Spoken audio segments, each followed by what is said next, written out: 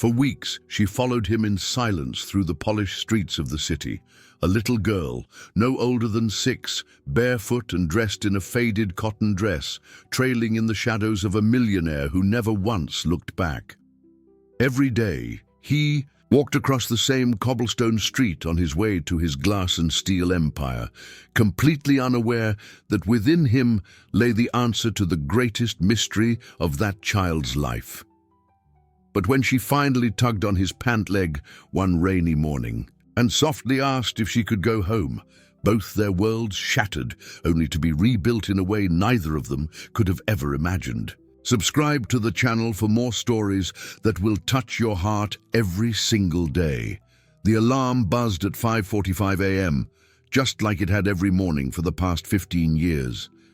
The millionaire opened his eyes and stared at the ceiling of his penthouse master suite, where the silence was so heavy it felt almost tangible. No voices, no laughter, not even the sound of footsteps beyond his own. Just the faint hum of the central air conditioning and the distant echo of early traffic, 40 stories below. He got up with the precision of a well-oiled machine. 12-minute shower, clean shave, each motion mechanical. His Italian suit, always in muted tones that drew no unnecessary attention, had been selected the night before by his housekeeper. Black coffee, no sugar, paired only with the morning stock report his assistant had left neatly on the marble kitchen counter. By 7:15, he was pulling out of the garage in his armored sedan, driving himself through the still, half-asleep streets of the city. He didn't like drivers. He didn't like small talk. He didn't like anything that could disturb the meticulously calculated routine that carried him, day after day, from point A to point B without a hitch. The route was always the same: down Lexington Avenue, a right onto Federal Row, then a gentle curve along Madison Walk, the cobblestone-lined street at the very heart of the city's financial district.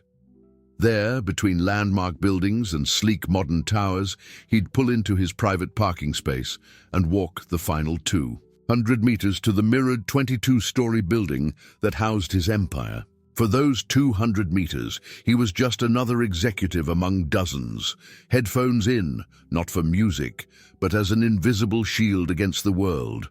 Eyes forward, never side to side. No greetings, no smiles, no acknowledgement of faces.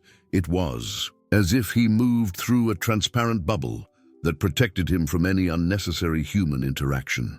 His steps were steady and precise on the uneven cobblestones. The sharp sound of his Italian shoes echoed in a rhythm that marked not just his walk, but his entire life.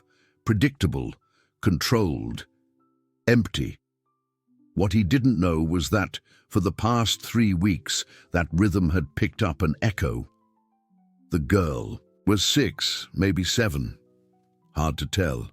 Her thin frame made her arms look like twigs, and her wide eyes seemed too big for her small, pale face. She always wore the same little cotton dress, once blue, but now faded into a color somewhere between gray and nothing. Her bare feet knew every bump in those cobblestones, every pothole where rainwater pooled, every loose stone that could trip her up. She followed him every single day. It wasn't stalking in the traditional sense. It was something more instinctive, more delicate, as if she somehow knew exactly where he would be and when. As if an invisible thread tied her path to his, guiding her through the city streets until she found him, always at the same time, always at the same place. She hid behind lampposts when he paused at crosswalks, slipped between parked cars. Whenever he glanced over his shoulder, sat on street corners, pretending to play with a headless doll as he crossed Federal Row. And then she followed again, always at a safe distance, always silent, always invisible. She knew his routine better than he did. She knew he lingered exactly 15 seconds in front of the watch store window before making his left turn. She knew he always quickened his pace when passing the cafe where a gray-haired woman waved from behind the counter. She knew that he breathed slower during the last 50 meters, as if mentally bracing himself for battle. What the girl didn't know was why she followed him. Something deep inside her, a force she couldn't name, pulled her toward this man in the dark suit. It was like recognizing something in him, something familiar she couldn't quite put into words, but that made her feel, for the first time in a very long time, like maybe, just maybe, she wasn't completely alone in the world. While he worked high up in his glass tower, she wandered the nearby streets. She knew every shop, every homeless man, every stray dog in the area. The local shopkeepers had gotten used to her quiet presence. Some would hand her scraps of food, others pretended not to see her. Everyone wondered where this little girl had come from, this child with no family, no home, who always returned to the same spot as if guarding something precious. By 5:30 in the afternoon, she was already posted at the corner, waiting. She knew he would step out precisely at 5:45, walk the same 200 meters back to his armored car, and disappear until the next day. And then she'd sprint back to the shelter, always arriving just after dinner, always getting the same scolding from the manager, who had long since given up asking where she spent her afternoons. In that parallel routine, they existed in worlds that never quite touched. He, wrapped in wealth and isolation. She, surrounded by scarcity and hope. Both lonely in their own ways, both searching for something they didn't know how to name. It was as if the whole city conspired to keep them locked in this distant, silent dance, where the hunter didn't know he was being hunted, and the huntress didn't realize that what she was looking for was closer than she ever imagined. The morning came different. Heavy clouds blanketed the sky, threatening more than just the light drizzle that had lingered in recent days. From the panoramic windows of his penthouse, the millionaire watched as the first raindrops slid down the glass, distorting the city below like tears on a weary face. But rain never altered his routine. Nothing ever did. He drank his usual black coffee, put on his usual suit, grabbed the umbrella he almost never used, and descended to the garage at his usual time. Traffic was slower. People rushed along sidewalks, with newspapers or jackets over their heads, but he kept the same calculated speed, just like every other day. He pulled into his usual parking space and began the same 200-meter walk he did every morning. But the rain had picked up, drumming against his umbrella in an irregular, chaotic rhythm that grated on him. He liked patterns, predictability, and that erratic mix of raindrops and footsteps created a discordant symphony that made his jaw tighten. It was just as he reached the revolving door of the mirrored building that he felt it. It wasn't a sound. It wasn't a sudden movement. It was just the faintest pressure, almost imperceptible, against the hem of his pants, as if someone were quietly asking for permission to exist. He stopped, slowly lowered his gaze, wearing the expression of someone who finds something wildly out of place in their own home. And there she was. The girl was soaked to the bone. Her faded little dress clung to her thin frame, making her look even smaller than she was. Her dark hair was plastered to her face like strands of seaweed, dripping water that mixed with either tears, or maybe it was just more rain. Her bare feet left tiny puddles on the polished marble floor. But it was her eyes that stopped him cold. Big, dark, intense. There was no fear in them. No pleading. What was? There was something far more unsettling, recognition, as if she'd known him forever, as if she'd finally found someone she'd lost. "Can I go home now?" she asked. The voice was small but steady. Not the voice of a child begging for help or money. It was the voice of someone who had finally found what they'd been searching for and simply needed confirmation they were in the right place. Something shifted inside the millionaire's chest, like a gear, perfectly engineered for years, suddenly missing a cog, now grinding in a way he'd never heard before. He glanced around, half expecting someone to show up and claim the child, some adult, some explanation for this absurd scene. Where did you come from?" he asked, and his own voice sounded off, less controlled than usual. I've been following you. Every day, she answered, as if it were the most ordinary thing in the world. You never saw me, but I was always there, because I knew you were going to take me home. Home? The word came out sharper than he intended. The girl let go of his pant leg and reached into the pocket of her soaked dress. She pulled out something small, carefully wrapped in plastic to protect it from the rain. Her tiny hands trembled as she unwrapped it. It was an old photograph, faded, the edges yellowed with time. He looked at it, and the world simply stopped. It was him, 15 years younger, smiling in a way he hadn't remembered himself being capable of. His arm was wrapped around a woman with dark hair and large, expressive eyes, the very same eyes that now stared back at him from the little girl's face. The woman was pregnant. Her belly was small, but unmistakably visible beneath her summer dress. "My mom said you were going to come back," the girl continued, as if she hadn't just detonated a bomb in his life. "She said you were just lost, but that one day you'd find me, and then you'd take me home." The millionaire couldn't breathe. His hands trembled as the photograph burned in them like it was made of fire. That woman, the woman he had loved more than anything and then lost to pride, to ambition, to all the wrong reasons that now felt utterly meaningless. Where's your mom?" he managed to ask, though deep down he already knew the answer. "She went to heaven when I was 4, the girl said, with the simple, matter-of-fact tone that children use when death has been part of their lives for longer than it ever should be. "But before she went, she gave me this photo, and she told me you were my daddy.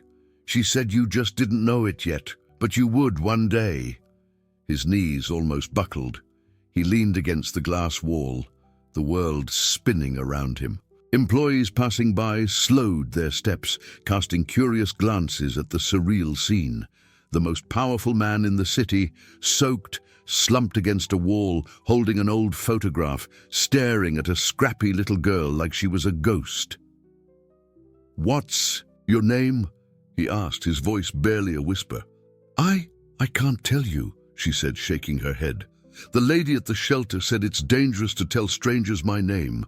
But you're not a stranger, right? You're my daddy." The word hit him like a punch to the gut. Daddy. No one had ever called him that before. He'd never even imagined what it would feel like to hear it. And now, impossibly, in this moment he couldn't have dreamed, a little girl, the living image of the woman he'd lost, stood there, shivering and soaked, calling him Daddy, like it was the most natural thing in the world. He looked at the photo again, then her face, then the photo.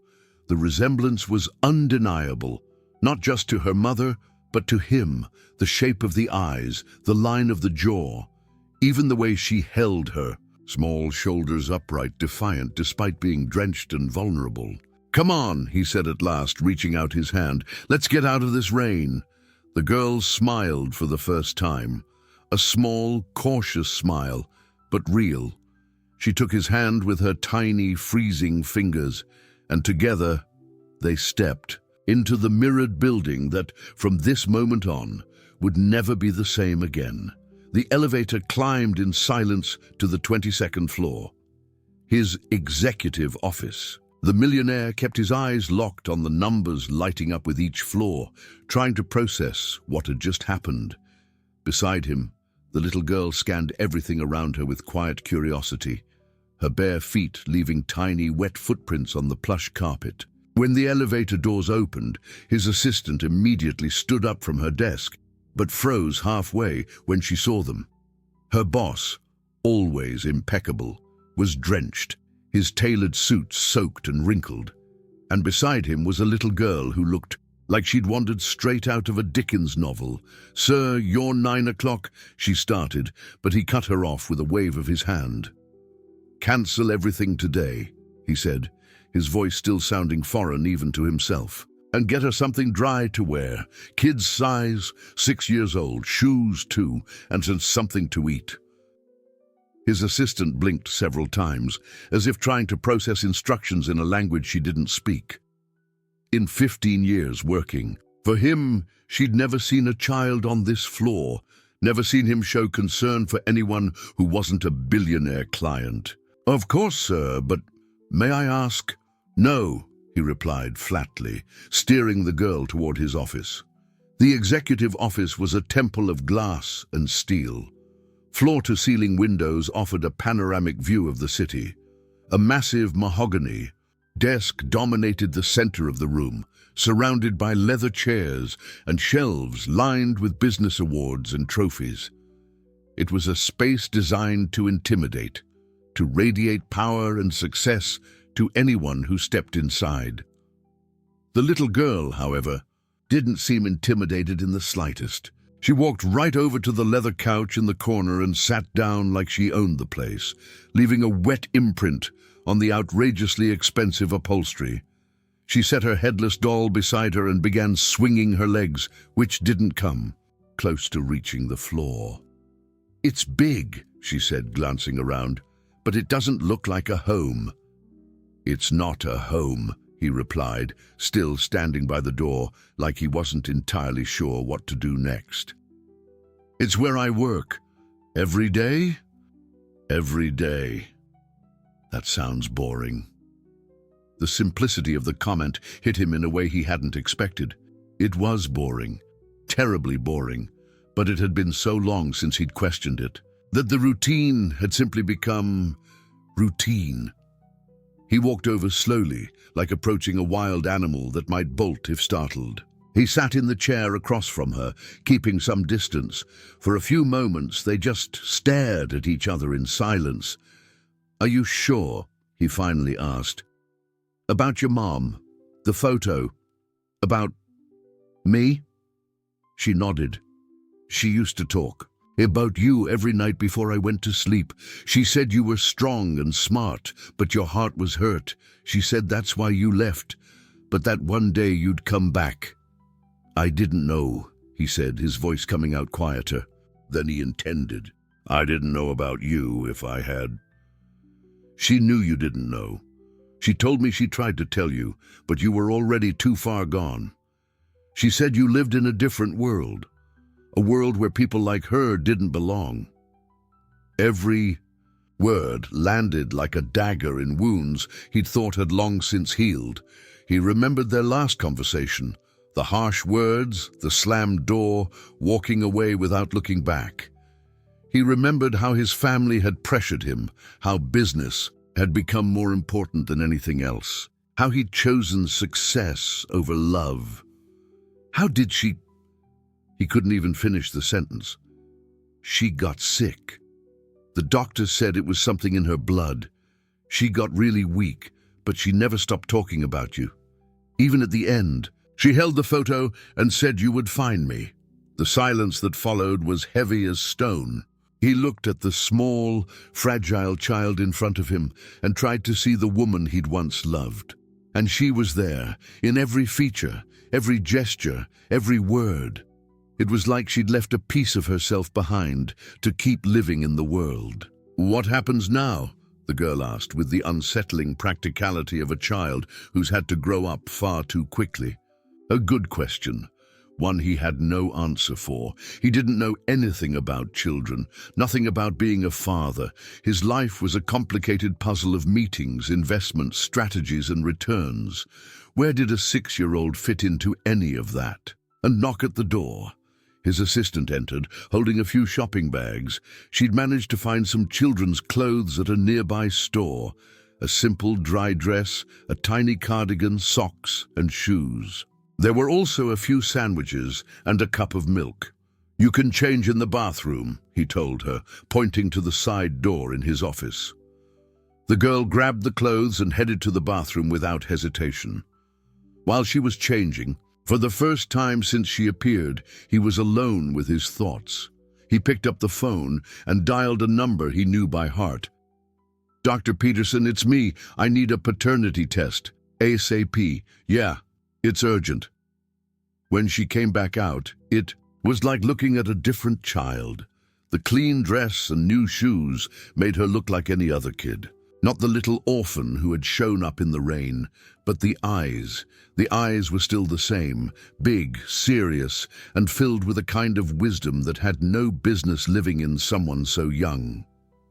She ate the sandwiches with polite hunger, not rushing, but finishing every bite like someone who knew food wasn't always guaranteed. She drank the milk slowly, savoring it. "Can I stay here tonight?" she asked when she was done. I need to think," he replied, realizing how cruel it sounded the moment the words left his mouth. "There are rules, procedures. I can't just—" "I know," she interrupted. "The lady at the shelter is always talking about the rules. But can I stay just for tonight? I promise I won't get in the way of your work." He looked at her, small, sitting on a couch way too big for her, her headless doll in her lap, and felt something stir in his chest. Something he'd buried long ago beneath ambition, isolation, and success. "You can stay," he said quietly, "just for tonight." The smile she gave him was like the sun breaking through after years of winter. The rest of the morning passed like some surreal, uneasy dream. He tried to work, but his eyes kept drifting toward her. She had settled into the corner of his office with some children's books his assistant had found in the company library. She read quietly, mouthing the words now and then, forming sentences he couldn't hear. It was unsettling how comfortable she seemed in a space that had intimidated seasoned executives for years. She didn't touch anything without permission. She didn't make noise. She didn't demand attention. She simply existed there, as if she'd always belonged. Around noon, he realized she'd stopped reading. She was just sitting by the window, staring down at the city below. There was something melancholy about the way she sat, an ache that didn't fit the boldness she'd shown that morning. "What do you miss the most?" he asked, surprising himself with the question. She turned to look at him, really considering it. "The stories she used to tell me," she answered finally. Every night before bed, she made up a different story. There was always a princess who was lost, but she always found her way home in the end. And at the shelter, nobody. Tell stories. The lady tries sometimes, but she's got a lot of kids to take care of, and her stories are always the same. Sad endings or stuff about behaving. He stood from his desk and walked over to the window, standing beside her. From there, they could see the entire city, the glittering skyline, the busy streets, and the small houses far out in the suburbs. "See that church way out there?" he asked, pointing toward a distant steeple on the horizon. "Your mom and I used to go there on Sundays. She said she liked the quiet there. Said it was a different kind of quiet than the quiet at home." The girl pressed her face to the glass, squinting to see better. "Could you take me there one day?" The simple question caught in his throat. He hadn't set foot in that church since the day she passed. He hadn't set foot anywhere that carried memories of her. "Maybe," he replied, and even that small concession felt like it cost him more than he could explain. That afternoon, while he tried, unsuccessfully, to focus on financial reports, the girl started talking. Not in an intrusive way, but like someone who had finally found a person willing to listen. She told him about the shelter, about the other kids, about the manager who always seemed too tired to smile.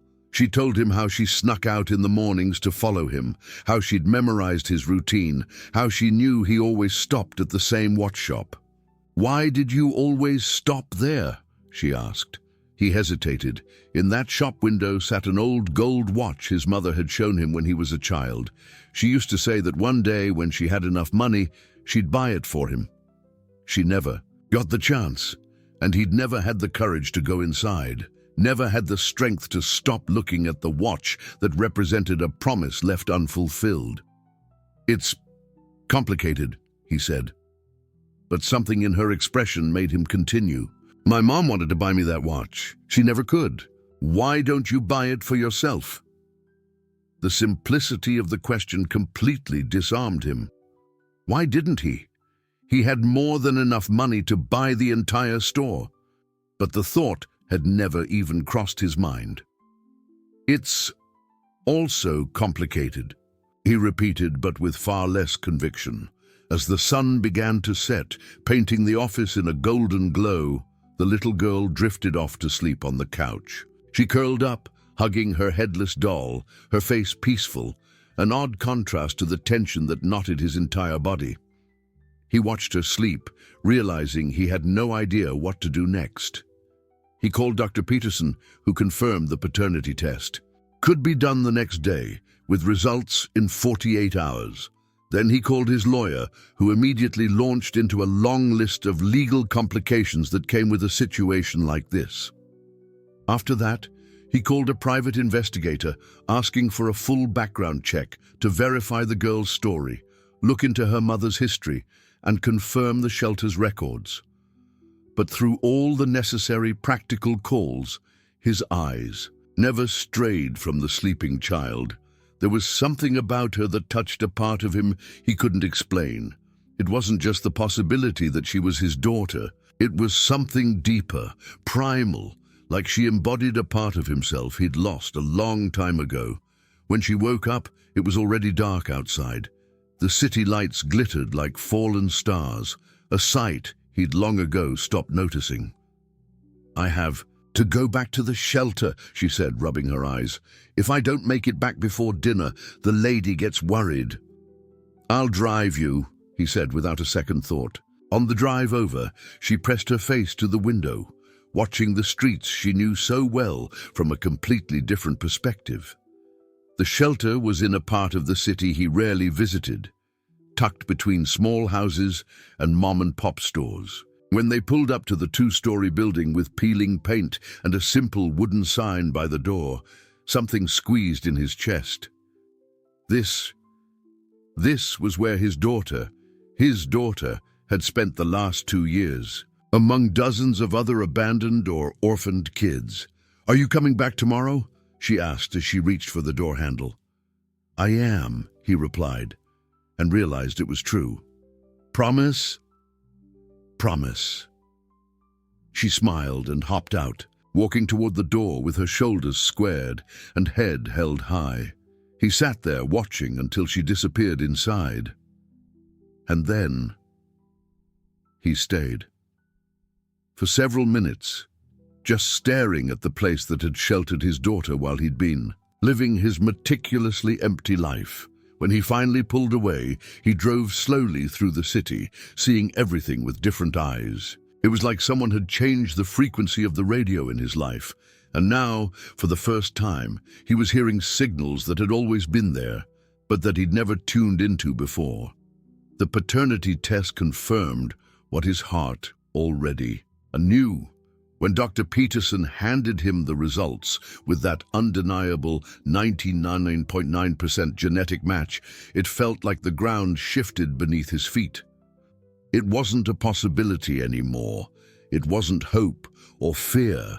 It was fact, cold, scientific, absolute, and it changed everything. In the days that followed, his carefully engineered routine fell apart completely.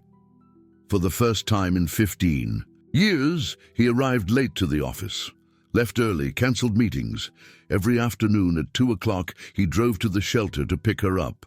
And every day, she was there waiting at the door, wearing the same clean dress and the shoes he had bought her, clutching her headless doll. At first, they spent the afternoons in his office, but little by little, they started venturing out. The first place they went was the watch shop. She held his hand as he walked inside, for the first time in 30 years, and bought the gold watch his mother had once promised him. The elderly shopkeeper, who had worked there for decades, smiled as he pulled the watch from the display. "How long have you been looking at this thing in the window?" the man asked. 30 years, the millionaire answered, letting the man fasten the watch around his wrist. The girl watched the whole thing carefully, as if she understood the significance of the moment better than most adults could. Next, they went to the church he had pointed out from his office window. It was closed, but they sat on the stone, steps together, watching the street and the people passing by. The silence between them was different, not empty, but full of something he couldn't quite name.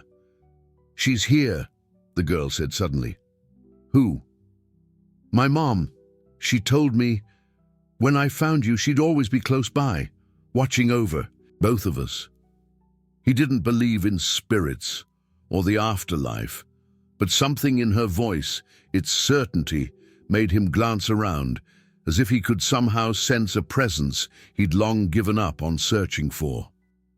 In the weeks that followed, he began learning things about being a father that he never imagined. He learned that she loved chocolate ice cream, but always ate half and saved the rest for later, like she wasn't sure when she'd get more.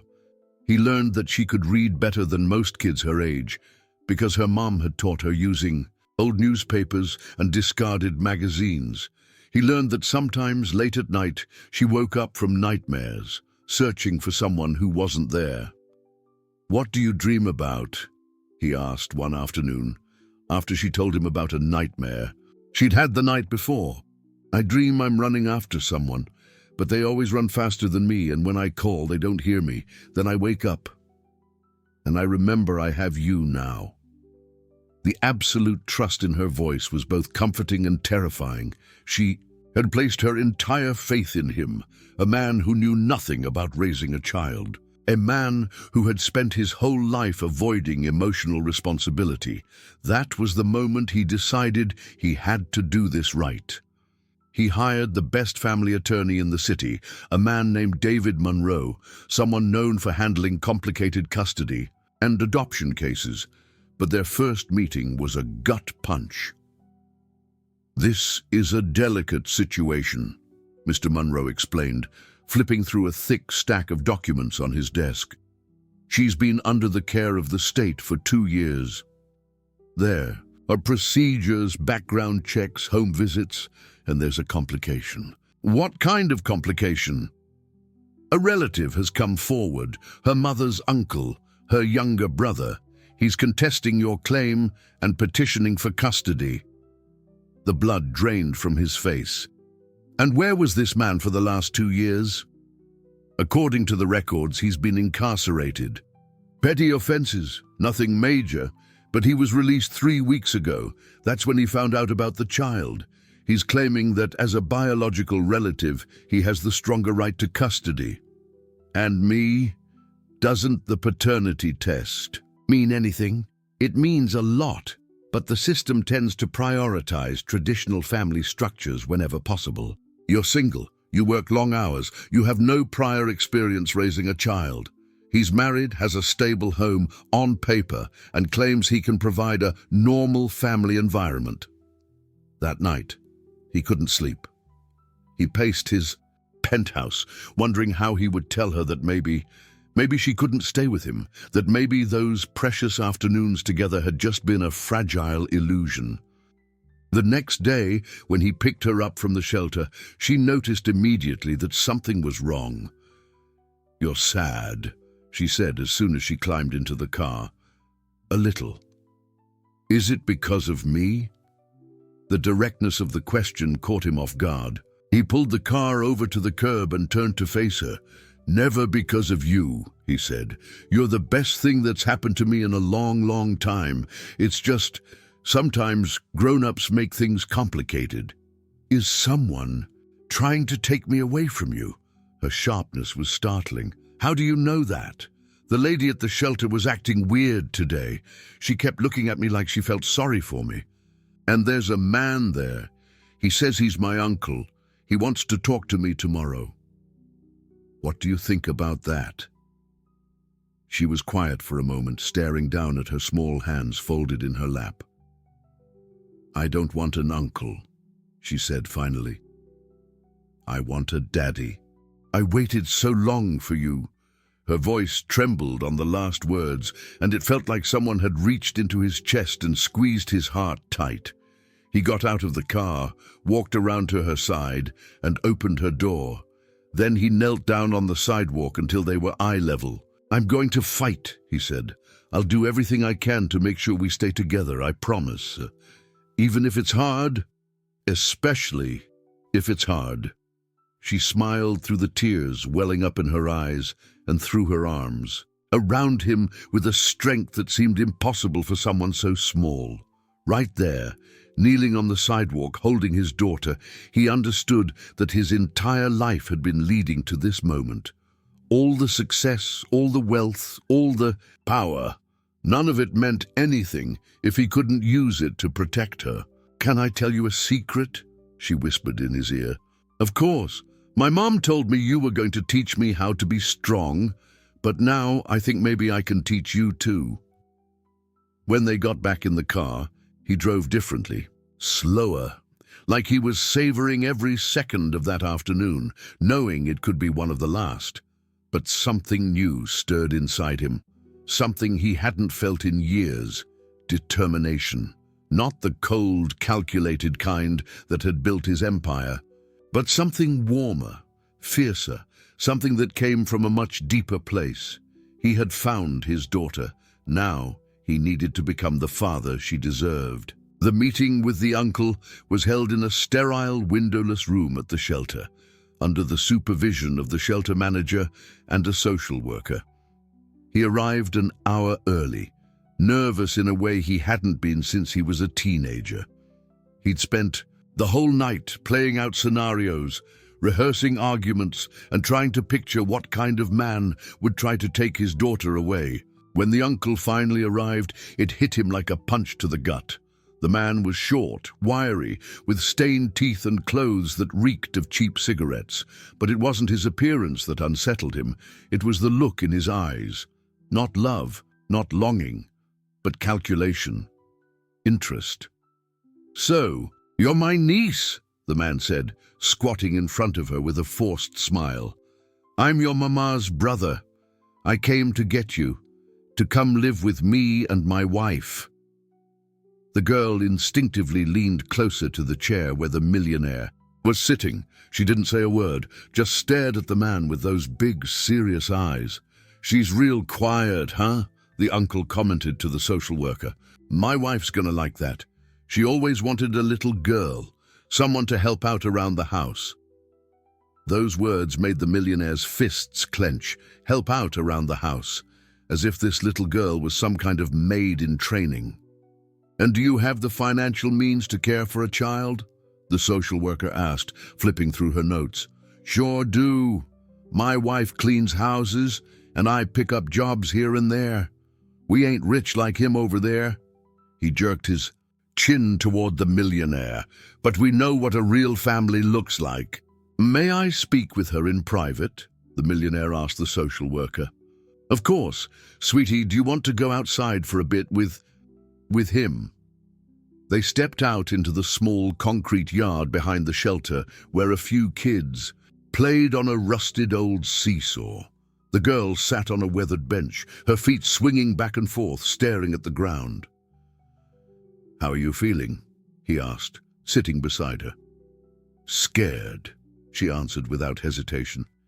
"He doesn't smile with his eyes, and when he said I'd help at home, he meant it different." "Different how?" Like I'm a thing, not a person." The clarity of her words stunned him and broke his heart. This child had learned to read people for her own survival. "Do you want to go with him?" "No." The answer came fast, firm, absolute. "I want to stay with you." "But what if they don't let me?"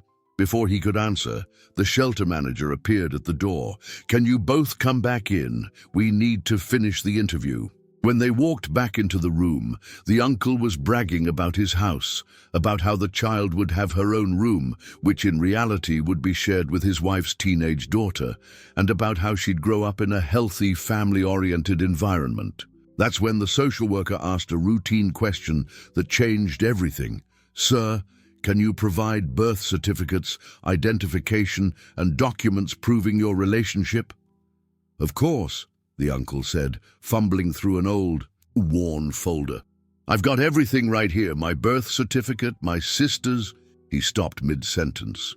The color drained from his face. "What's the problem?" the social worker asked. I brought the wrong certificate. This one's for my other sister." The millionaire leaned forward, something instinctual firing in his brain. "How many sisters do you have, sir?" "Two. Had.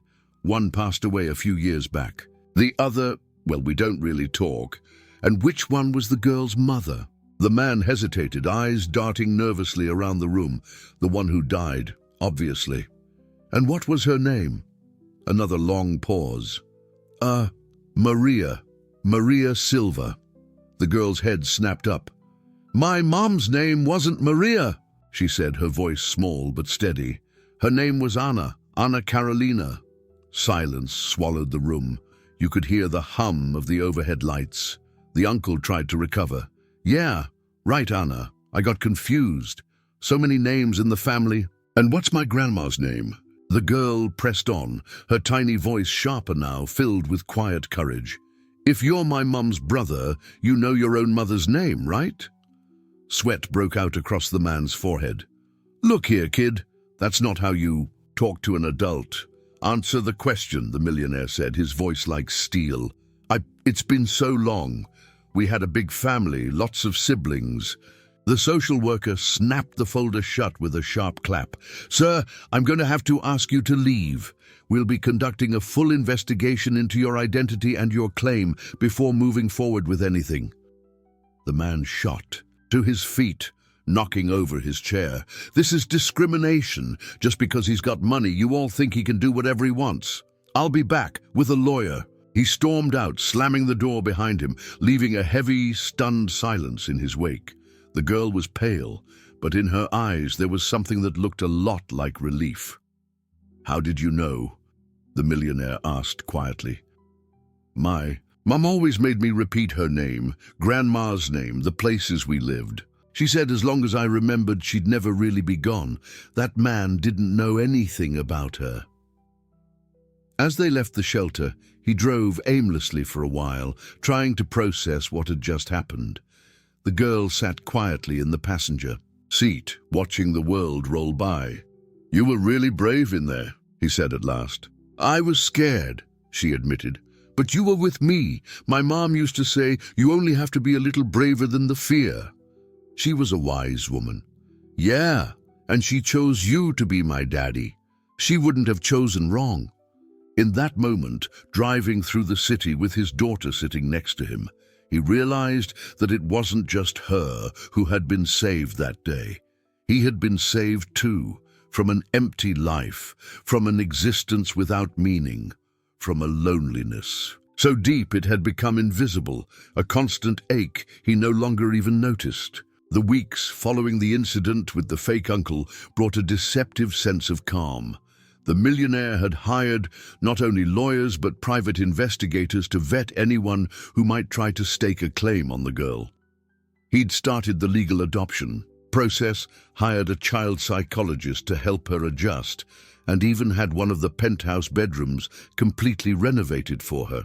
For the first time in years, he allowed himself to imagine a future. Saturday mornings making pancakes together, Sunday nights helping with homework, school vacations spent traveling anywhere she wanted to go. A future he never knew he wanted, but now couldn't imagine living without. She was blossoming. She'd gained weight. Her hair was shinier, healthier. She laughed more. She still slept hugging her headless doll, but the nightmares had become fewer. She'd started calling him Daddy, naturally, casually, as if she'd been doing it her whole life. And then on a Thursday morning, it all fell apart. He was in the middle of an important meeting with Japanese investors when his assistant knocked on the door. She never interrupted unless it was something urgent. "Sir, I need a moment. It's important," she said, pale as paper. He excused himself and stepped out. "What's going on?"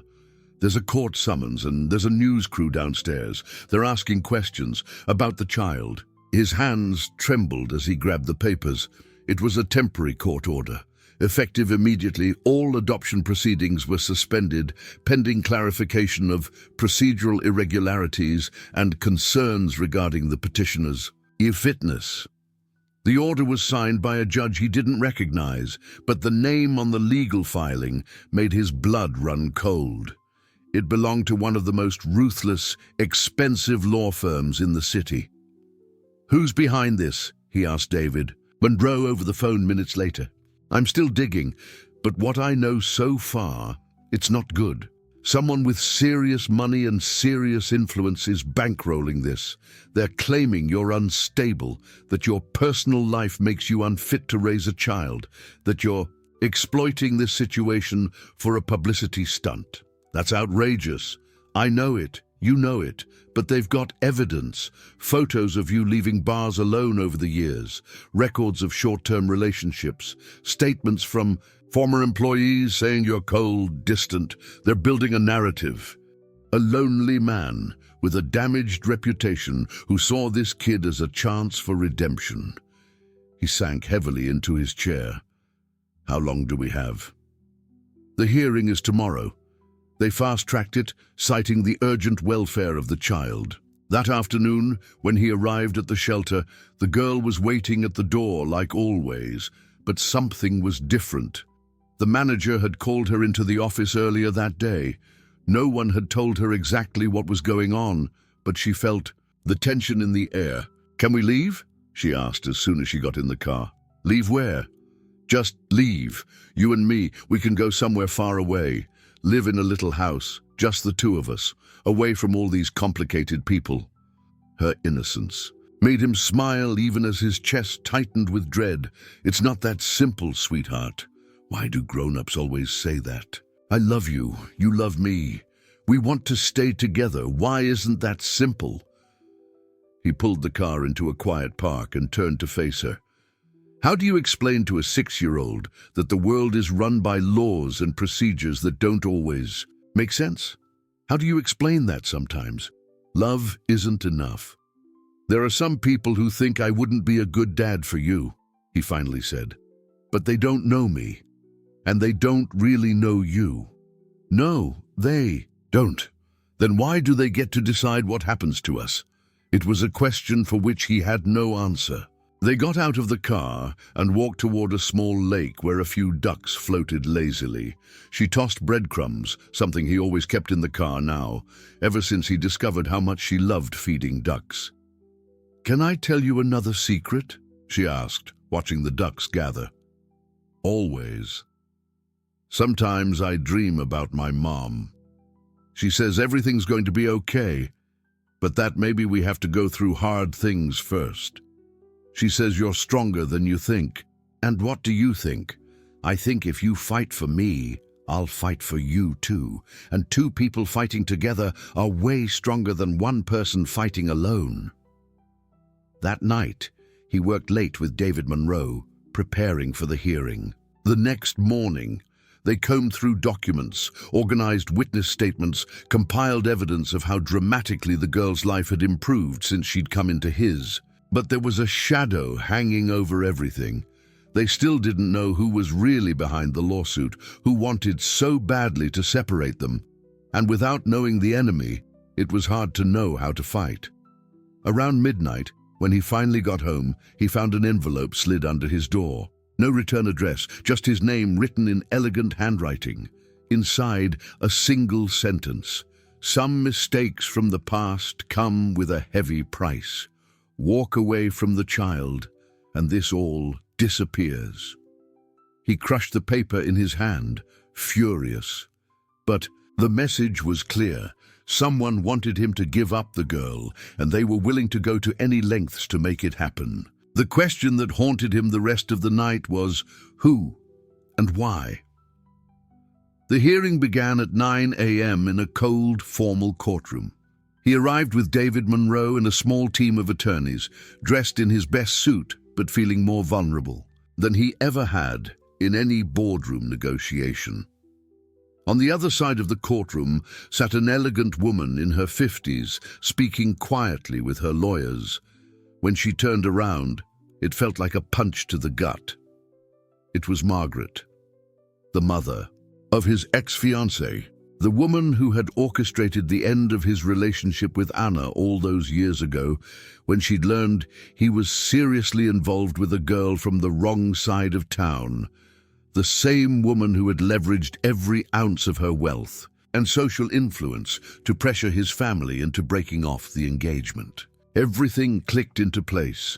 Margaret had never forgiven him for choosing Anna over her daughter, and now, finding out that Anna had a child with him, she saw her chance for revenge. "I figured we should meet again after all these years," she said during a break, walking up to him with a smile that didn't touch her eyes. "I heard you've been playing house with a little orphan girl." "She's my daughter," he said, gripping the words like steel. "Is she? How interesting. The same little girl who spent 2 years in a shelter while you were busy building your empire, completely unaware of her existence." "I didn't know about her." "Of course you didn't. You were far too busy chasing success to worry about the consequences of your temporary distractions." Her voice was icy, but beneath the anger he sensed something else. Pain. Margaret was still wounded by what had happened all those years ago, still bitter that he had chosen real love over the safe, convenient marriage she'd planned for him. "What do you want?" he asked. "Justice. That child deserves a stable home, not to be someone's redemption project just because a lonely man realized too late that money doesn't buy happiness. And you think you get to decide what's best for her? I have the resources to give her what you never could. My daughter and her husband are ready and willing to adopt her. She'd grow up in a proper home, with 2 parents, siblings, emotional stability. She already has a parent, and I love her." "Love?" Margaret scoffed. "You've known her for what? 2 months? 3? That's not love. That's guilt. Guilt for abandoning her mother when she needed you most." Her words hit where it hurt because there was truth in them. He did feel guilty for not being there when Anna was pregnant, for not knowing his daughter existed, for not being there when she needed him. But as the hearing resumed and he watched the girl walk into the courtroom with the social worker, every shred of doubt vanished. She scanned the room until her eyes found his, and then she smiled. Small, brave. Margaret's attorney was ruthless and precise. He laid out a case painting the millionaire as a man ill-suited for fatherhood, a solitary life, a workaholic, no family experience. He argued that the girl would be better served with a stable, traditional family who had stepped forward to adopt her. "Your Honor," the lawyer said, "this is not a question of intent. I do not doubt the petitioner's heart is in the right place. But a child needs more than financial security. She needs stability. She needs a structured family, people who are prepared for the challenges of raising a child." When it was David Monroe's turn, he presented a comprehensive file documenting the transformation in the girl's life, medical reports showing improvements in her health and well-being, a psychologist's assessment highlighting the strong, healthy bond between father and daughter, testimonies from shelter staff about her positive behavioral changes since being with him. "Your Honor," Monroe said firmly, "this isn't about money or even about a traditional family model. This is about a real, meaningful bond between a father and his daughter. What we see here is a child who has finally found where she belongs." Then came the moment that would decide everything. The judge asked to speak with the girl privately. She was led into a smaller chamber, accompanied only by the judge and a court-appointed psychologist. The millionaire stayed in the courtroom, sweating bullets, his heart pounding as he imagined the questions being asked and the answers she was giving. Margaret watched it all with the cool confidence of someone who believed the outcome was already written. After 30 minutes that felt like hours, the girl returned. She walked straight to him, climbed into his chair, and curled up in his lap like it was the most natural thing in the world. "Did she say anything?" David Monroe whispered. "She said the judge asked her a lot of questions about you, about how you take care of her, about whether she feels safe, and that she answered everything truthfully." "What truth?" The girl turned to him with those big, serious eyes. "The truth that you taught me family isn't just who you're born with, it's who chooses to stay, and I choose you." When the judge returned to deliver the decision, the silence in the courtroom was suffocating. Margaret sat rigid, her attorneys stiff as statues, and the millionaire held his daughter's tiny hand, bracing for whatever came next. "After reviewing all the evidence," the judge began, "and, most importantly, after speaking with the minor, it is clear that a genuine and healthy bond exists between her and the petitioner. This is not about determining which family might be theoretically better, but about recognizing the family that already exists." His knees nearly gave out from relief. "Therefore, I am granting temporary custody to the biological father, with mandatory psychosocial monitoring for 6 months, after which the court will reassess for permanent adoption." The girl didn't fully understand the legal jargon, but she understood the smile on her father's face. Margaret left the courtroom without looking back, defeated, but not remorseful. Outside, under the morning sun, father and daughter hugged tightly. "Can we go home now?" she asked. "We can go home now," he replied. And for the first time in his life, the word home actually meant something. The first few days at the penthouse were like learning a new language. He had been used to absolute silence, wide empty spaces, and perfect order that was never disturbed. Now laughter echoed down the hallways, tiny shoes were scattered by the front door, and drawings were taped to the stainless steel refrigerator. She adapted to the luxury with a kind of ease that surprised him.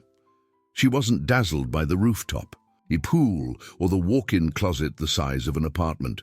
Instead, she chose the smallest corner of the living room sofa as her favorite spot, curled up with a book and her headless doll, as if all those thousands of square feet were just irrelevant. "Details. Why do you like that little corner so much?" he asked one afternoon, watching her nestled between the pillows. "Because from here I can see you working," she replied without looking up from her book. "At the shelter, we never knew when the grown-ups were going to leave and not come back. But here, I know you're close." Her answer hit him like a painful reminder. No matter how hard he tried, he couldn't erase the early years of instability from her life. All he could do was build new memories, better ones. It was around that time that he started noticing small things he'd missed for years in his solitary life. Breakfast tasted different when shared. Sunday mornings had a new rhythm, slower, filled with talk about dreams from the night before and plans for the day. He discovered there was a park nearby where she loved to feed the ducks, and that chocolate ice cream was even better when shared. But the transformation wasn't just hers. His employees began whispering about how much he'd changed. He smiled more in meetings, left the office earlier, added a small desk in his office so she could do her homework when she visited in the afternoons. "You seem more human," his assistant commented one day, daring a level of familiarity she never would have risked before. He laughed at that, but he knew it was true. She had brought back a part of him he thought was lost forever. Nights were the most special. After dinner, they had developed a ritual. She would pick a book, and he would read to her, doing silly voices for each character. She giggled at his over-the-top performances and often asked him to make up alternate endings to the stories. "What if the princess didn't want to be rescued?" she asked one night after a typical fairy tale. "What if she wanted to save the dragon instead of running away from it? Why would she want to save the dragon? Because maybe the dragon wasn't mean. Maybe he was sad. Maybe he just needed a friend." He looked at her, once again stunned by the wisdom hiding behind those big, curious eyes. "Want me to tell that version of the story? Can you make it up right now?" And so He found himself spinning tales about brave princesses who rescued lonely dragons, about princes who preferred planting gardens over conquering kingdoms, about kings who learned that true wealth was the people they loved. It was during one of these nights that she asked about her mother. "Do you miss her?" The question caught him off guard. They had talked about Anna before, but always carefully, always in passing. "Every day," he answered, deciding to be completely honest. "But I miss the woman she was, not the mother I never got to see her become. Can you tell me what she was like as a mom?" And then she told him. She told him how Anna used to hum while cooking, even when all they had was rice and beans. How she made games out of cardboard boxes when there was no money for toys. How she always managed to make each day feel special, even when everything else was falling apart. She used to say we were a small family, but that small love didn't exist. Only big love in a small family. She was right, he said, hugging her tighter. But now, our family's not small anymore, right? Now we've got you too. In those first few months together, he discovered parts of fatherhood no book or piece of advice could ever prepare him for. He learned that childhood nightmares were scarier than any corporate crisis, and that a kiss on a scraped knee actually did have healing powers. He learned that questions like, "Why is the sky blue?" and "Where do dogs go when they die?" were far more difficult than any financial negotiation, but he also discovered joys he never knew existed. The first time she called him daddy in front of other people, without hesitation, without shame. The day she ran to him outside her school, yelling, "Daddy," loud enough for everyone to hear. And the morning he woke up to find her in the kitchen, making breakfast for him, burnt eggs and cold toast, served with the proudest smile he'd ever seen. "I wanted to surprise you," she said, watching his face as he stared at the unlikely breakfast. "It's the best surprise I've ever gotten," he said, and it was true. The adjustment hadn't come without challenges. She still had days when missing her mum hit her like a wave, or when the nightmares crept back. He learned to recognize the signs, how she'd grow quieter, how she'd cling tighter to her headless doll, how her eyes seemed to drift far away. On those days, he dropped everything, cancelled meetings, postponed deals, and simply stayed with her. Sometimes they talked about Anna. Sometimes they just sat together in silence. He learned that being there mattered more than having the right words. "You're not going to leave, right?" she asked one of those difficult nights. "Never," he replied. "Not if you're mad at me, not when I get old and grumpy, not even if someone offered me all the money in the world. I'll always be right here. Promise, promise." And he kept that promise. When she came down with chickenpox and had to stay home for a week, he worked from the sofa beside her. When she broke her arm trying to ride a bike, he slept in a chair at the hospital. When she had a breakdown on Mother's Day at school because she missed her mum, he arranged a small private ceremony where they planted flowers together in Anna's honor. Slowly, that empty penthouse transformed into a real home. The walls filled with framed crayon drawings. The refrigerator was covered with photos, sticky notes, and animal-shaped magnets. The once constant silence was replaced by laughter, conversations, and soft music during dinner. And the man who had spent years building an empire realized that his greatest accomplishment was seeing his daughter fall asleep, knowing she was safe, knowing she was loved. Exactly 1 year after that rainy morning when she'd tugged on his pant leg outside the glass tower, the millionaire woke to the sound of small feet running down the hallway. It was Saturday, and she had developed the tradition of waking up early on weekends to surprise him. He got up slowly, following the sound into the kitchen, where he found her fully focused on making pancakes. She had grown so much in that year, not just taller, but in every way possible. Her eyes were still big and full of wonder, but now they shone with confidence instead of uncertainty. Her hair was longer, tied into a crooked ponytail she'd clearly done herself. "Morning, Daddy," she said without turning from the stove. "I'm making a special breakfast today." "Oh yeah? What's the special occasion?" "Today's exactly 1 year since you brought me home for the first time." He paused, caught off guard. He'd remembered the date, but he hadn't expected her to remember too. "You remember everything from that day?" "I remember all of it. I remember being scared, but you held my hand in the elevator. I remember you let me eat on the leather sofa even though you knew I'd make a mess. And I remember you read me 3 bedtime stories even though you were super tired." As she spoke, the memories came flooding back to him too.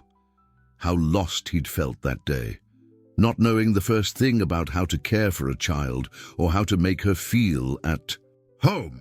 How she had been patient with his mistakes, teaching him how to be a dad just as much as he was teaching her how to feel safe. "And what do you think about this year?" he asked, sitting at the table as she served the pancakes.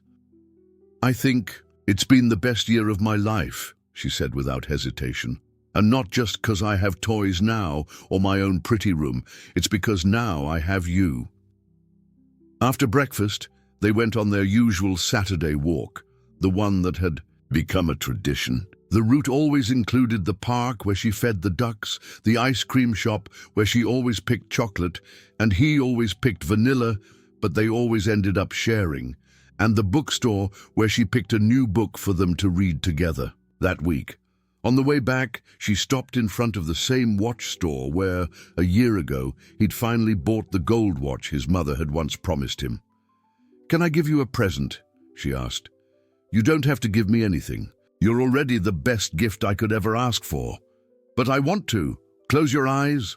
He closed his eyes, smiling. He heard the shop door open, quiet voices inside, then small footsteps returning. "Okay, open." In her hands was a small velvet box. Inside was a simple watch, not expensive but carefully chosen. "How did you—" "I saved my allowance for months, and the man from the store helped me pick it. He said this one is for dads who need to remember that the most important time is the time they spend with family." His hands trembled as he picked up the watch. On the back, engraved in tiny letters, were the words, "To the best dad in the world, with love, your daughter." "Do you like it?" she asked, suddenly anxious. Instead of answering with words, he scooped her up into his arms and hugged her tight, feeling tears spill down his face. Tears of joy, of gratitude, of a love so big it barely fit inside him. "I love you so much," he whispered into her hair. "I love you too, Daddy, since the first day I saw you." That afternoon, while she napped on the sofa after lunch, he sat quietly, staring at the new watch. It was simple, cheap compared to the ones in his collection, but it was the most valuable thing he owned, not because of the object, but because of what it meant. The love of a daughter who had chosen to see him as her hero, even knowing all his flaws. He thought about how much his life had changed. A year ago, he'd been a wealthy man, but poor in everything that actually mattered. Now, he was truly rich, rich in love, in purpose, in moments that were worth more than anything. In his bank account, the company was still thriving, the business was still booming, but none of that defined him anymore. First and foremost, he was a dad, and he discovered that was the only title that ever really mattered. When she woke up, she found him, sitting on the floor next to the couch, just watching her sleep. "Why are you looking at me like that?" she asked, rubbing her eyes. "Because sometimes I still can't believe you're my daughter. Sometimes it feels too good to be true, but it is true," she said, sitting up and taking his hand. "And it's gonna be true forever, even when I grow up and become an adult, even when you get old and have white hair, even if we're far apart someday, I'll always be your daughter, and you'll always be my daddy. Promise. Promise." That evening, they climbed up to the rooftop terrace and watched the sunset paint the city in gold. She curled up in his lap, playing with her headless doll, the same doll that had stayed by her side through everything, even though she now had a room full of new toys. "Daddy? Do you think Mommy's happy?" "I'm sure she is," he said softly. "She loved you so much, and she wanted you to be happy. I think she's proud of how brave, smart, and kind you've become." "And do you think she likes you now?" she asked. The question caught him completely off guard. He thought of Anna, the woman he had loved and lost because of pride and immaturity. "I hope so," he replied. "I hope she knows that I'm doing my best to take care of the most precious treasure she ever left in this world." "She knows," the girl said, with the absolute certainty that only children have. "She told me in a dream. She said you learned how to have a big heart, and that now the two of you can take care of me together, even though she's in heaven." As the first stars began to appear in the sky, they went inside for dinner. Like every dinner now, it was filled with chatter about their day, plans for tomorrow, and funny stories she'd heard at school. At bedtime, she brushed her teeth, put on her favorite unicorn pajamas, and snuggled under the covers. He sat beside her like he always did, a book in his hands. "Tonight I'm going to tell you a story," she announced. "Oh yeah? What story?" "The story of a man who lived in a very tall tower, all alone, without even realizing he was sad, and a little girl who lived in a place full of people but still felt lonely, and how they met on a rainy morning and found out they could heal each other's sadness." "And how does this story end?" he asked, his voice softer now. "It ends with them living happily ever after, because sometimes families don't start at the beginning. Sometimes they start in the middle, when two people decide they want to be family to each other." He kissed her on the forehead and turned off the light, but stayed for a few more minutes, listening as her breathing grew deep and steady. When he finally stepped out of her room, he paused and looked back one more time. There she was, his daughter, sleeping peacefully, safe, wrapped in the love they had built together. And for the first time in his life, he fully understood what the word home truly meant. It wasn't a place, it was a person. It was her. If this story touched you, subscribe to the channel and turn on notifications to receive new stories every day. What would you do in the millionaire's shoes? Comment below and share this story with someone special.